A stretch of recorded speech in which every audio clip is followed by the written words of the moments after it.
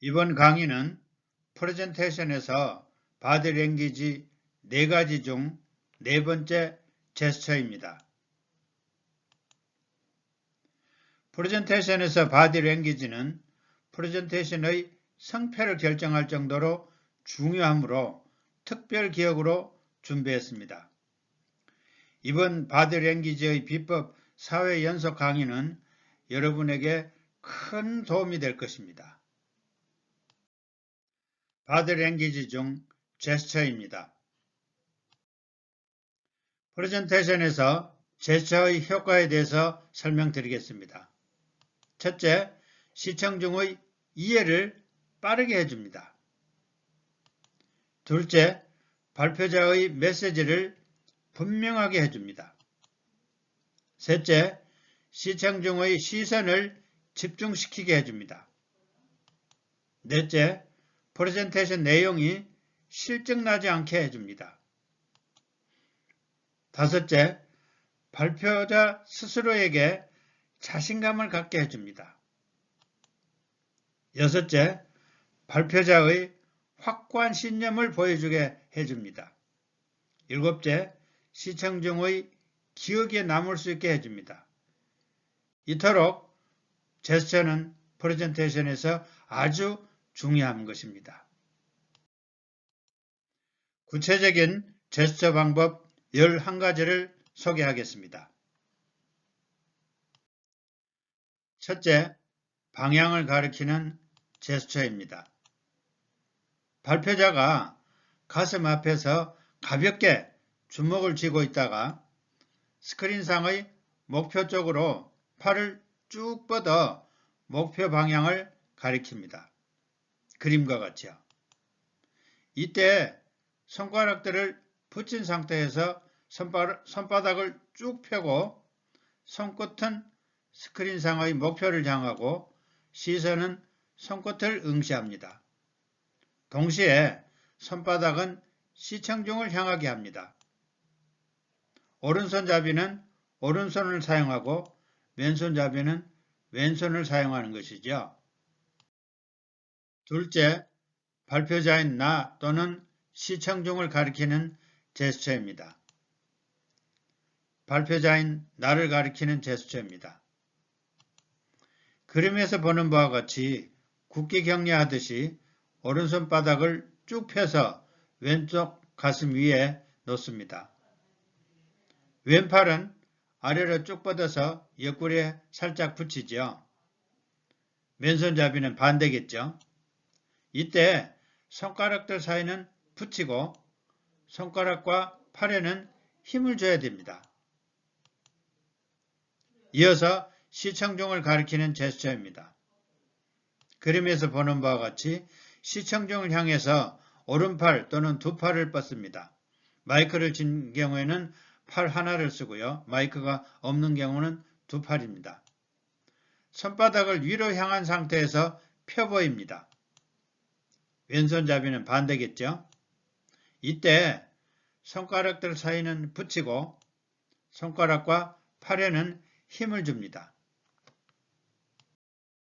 셋째, 수를 세는 제스처입니다. 오른손을 귀 높이로 올려서 주먹을 쥡니다. 집게 손가락을 편 다음 하나, 가운데 손가락을 편 다음 둘, 그림과 같이 무명 손가락을 편 다음 셋. 이때 손가락과 팔에는 힘을 준 상태에서 시선은 손끝을 응시합니다. 왼손잡이는 왼손을 사용해야 되겠죠. 넷째, 거부 또는 반대 표현의 제스처입니다. 두 손을 펴서 귀 높이로 올린 다음 시청중 쪽으로 강하게 내밉니다. 그림과 같죠. 한 손에 마이크가 쥐어진 경우는 다른 한 손만 사용합니다. 여기서 유념할 사항은 팔과 손바닥에는 힘을 주고 시선은 손끝을 응시합니다. 그래서 반대의 표현은 손바닥을 편 상태에서 좌우로 흔드는 것입니다. 다섯째, 시청중에게 요청하는 표현의 제스처입니다. 두 주먹을 가볍게 쥐고 가슴에 붙입니다. 이어서 두 팔을 앞으로 뻗으며 두 손바닥이 하늘로 향하도록 펴서 앞으로 내밉니다. 그림과 같이요. 이때 손가락들은 벌어지지 않도록 붙입니다. 만약 마이크를 손에 쥔 경우에는 그림과 같이 다른 한 손만 사용해도 되는 것입니다. 유념할 사항입니다. 팔과 손바닥에는 힘을 주고 시선은 손끝을 응시합니다. 여섯째, 구분이나 비교의 표현 제스처입니다. 먼저 오른팔을 앞으로 쭉 뻗으며 오른손을 펴 보입니다. 이어서 왼팔을 앞으로 쭉 뻗으며 왼손을 펴 보입니다. 이때 손바닥은 하늘로 향하도록 합니다. 여기서 유념할 사항입니다. 손가락과 팔에 힘을 주고 손가락들 사이는 붙입니다.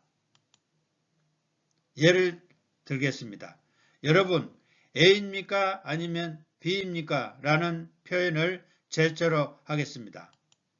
먼저 여러분이라고 말한 다음에 오른팔을 앞으로 쭉 뻗으며 오른손을 펴보인 후 A입니까? 라고 말한 후 잠시 후 아니면 이라고 말한 다음 왼팔을 앞으로 쭉 뻗으며 왼손을 펴보인 후 B입니까? 라고 말하면서 A와 B를 순차적으로 응시하면 되는 것입니다.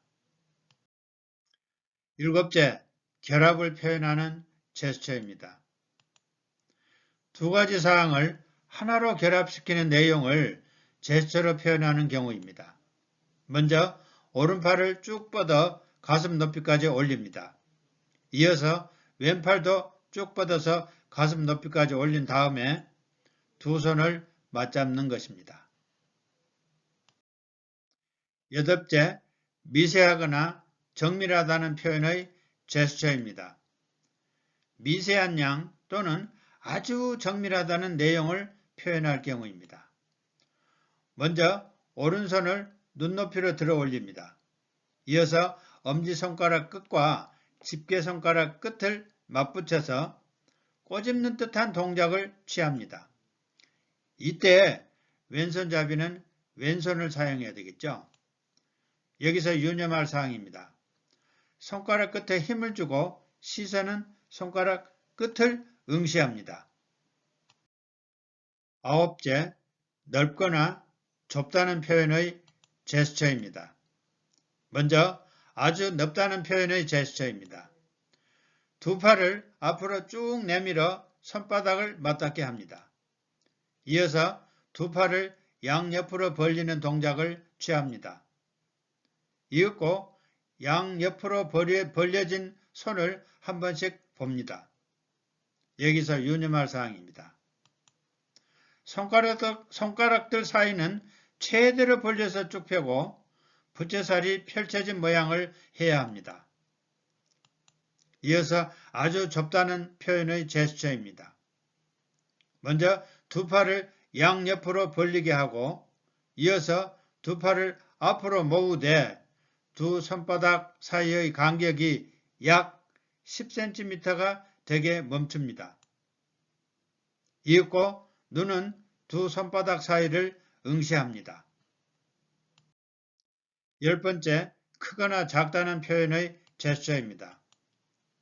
먼저 크다는 표현의 제스처입니다. 두 팔을 앞으로 쭉 내밉니다. 이어서 오른손을 위로, 왼손을 아래로 해서 맞닿게 합니다. 다음에는 두 손을 상하로 최대한 벌리는 것입니다. 이어서 아주 작다는 표현의 제스처입니다. 두 팔을 상하로 벌립니다. 이어서 두 팔을 모으되 두 손바닥 사이의 간격이 약 10cm가 되는 순간에 멈춥니다. 유념할 사항입니다. 눈은 두 손바닥 사이를 응시하고 손가락들은 붙여서 펴고 팔과 손가락에는 힘을 줘야 됩니다. 11번째, 많거나 적다는 표현의 제스처입니다. 먼저 아주 많다는 표현의 제스처입니다. 두 팔을 앞으로 쭉 내밀어 손바닥을 맞닿게 합니다. 이어서 두 팔을 활처럼 구부린 상태에서 양옆으로 벌리는 동작을 취합니다. 이어서 양옆으로 벌려진 손을 한 차례씩 봅니다. 여기서 유념할 사항은 손가락들 사이는 최대로 벌려서 쭉 펴되 안으로 구부린 모양을 합니다. 무거운 쌀가마를 두 팔로 안는 동작을 취하는 것과 같습니다. 이어서 눈은 두 손바닥 사이를 응시합니다. 이어서 아주 작다는 표현의 제스처입니다. 먼저 두 팔을 양옆으로 벌립니다. 이어서 두 팔을 앞으로 모으되 손바닥 사이의 간격이 약 10cm가 되게 합니다. 여기서 유념할 사항은 손가락들은 안으로 구부린 모양을 취합니다. 마치 작은 풍선을 두 손으로 잡는 동작을 취하는 것이지요. 이때 두 눈은 손바닥 사이를 응시하면 됩니다. 프레젠테이션에서 바디랭귀지의 제스처가 제대로 작동되려면 오위일체, 즉 다섯 요소가 일체처럼 동시에 작동돼야 합니다. 제스처가 제대로 빛날 수 있는 작동 방법입니다. 오위, 즉 말하기, 자세, 눈맞춤, 얼굴 표정, 제스처가 함께 작동돼야 합니다. 어떠한 표현도 제스처 한 가지만으로는 효과가 없는 법이죠. 그래서 제스처가 제대로 작동되려면 그 표현에 적합한 말하기와 발표자의 자세, 눈맞춤, 얼굴 표정이 제스처와 더불어서 작동돼야 하는 것입니다. 결론입니다. 제스처가 제대로 빛을 발하려면 다섯 요소가 조화롭게 동시에 작동돼야 하는 것입니다. 다음 강의는 프레젠테이션 강의 시리즈 40번째 시간으로 프레젠테이션에서 질의응답의 기본 원리입니다. 여러분의 많은 시청 부탁드립니다. 대단히 감사합니다.